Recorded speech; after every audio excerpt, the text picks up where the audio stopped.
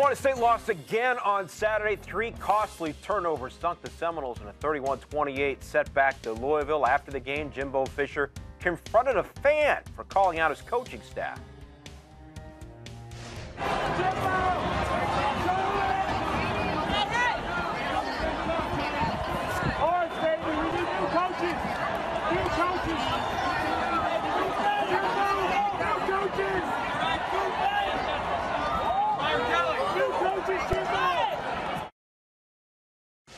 The fan you had words with after the game, any comment on that? No, I have no comment. No frustration. Just, hey, don't just be support. You know what I'm saying? There's no reason to be nasty. I shouldn't have said something. But at the same time, defending players and people you're with, I'm in charge of them. I love them like a father. When they say something to your family, you take up for them. Joined by Bryant McFadden, former Florida State defensive back, and I know this has been a challenging year for you to watch your team, the Seminoles, struggle through this year. As we take a look at some of the disappointments to the season to this point in BMac, as we all know, this is a team picked to do well, if not win the ACC. Had a great quarterback in DeAndre Francois, who we all know a lot was pinned on the hopes of him leading this team. He was lost for this season with an injury against Alabama. National title hopes, all that has gone away. Now they're 2-4. So who is to blame here?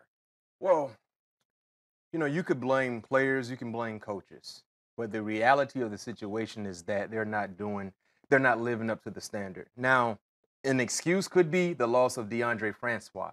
Now you insert a true freshman quarterback that had all intent on redshirting, where he's been forced to go into action.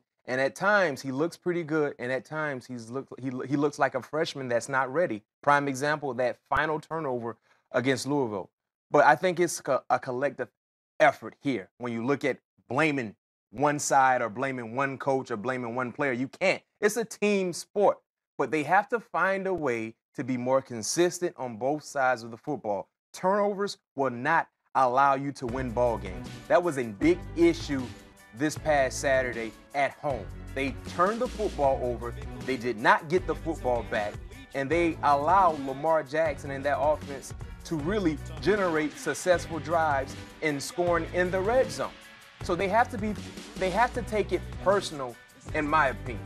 You have to show that you love the game of football, because even if you're without your big-time quarterback, you still have talented players on that offense that should be able to make the true freshman job easier. When you look at the defense, they got so many potential first-round picks on that defense. Now it's time for them to show up big time. When I was in Pittsburgh, Mike Tomlin used to always emphasize to our big money players, in a 5-star matchup, I need my 5-star players. And that should be the situation right now. When you're in these type of ball games where you can't get anything going, you need your 5-star players to look like a 5-star guy. That's why you went to Florida State, to show up big time under the lights. And this has been one of the more disappointing years I can remember in Florida State history. We're almost in November. Florida State has 0 home wins. Quickly, is it going to get better or worse for them the rest of the way? I mean, looking at the schedule, Boston College this week. I think it's going to be extremely difficult from here on out, because everybody sees the opportunity to take advantage of a vulnerable team.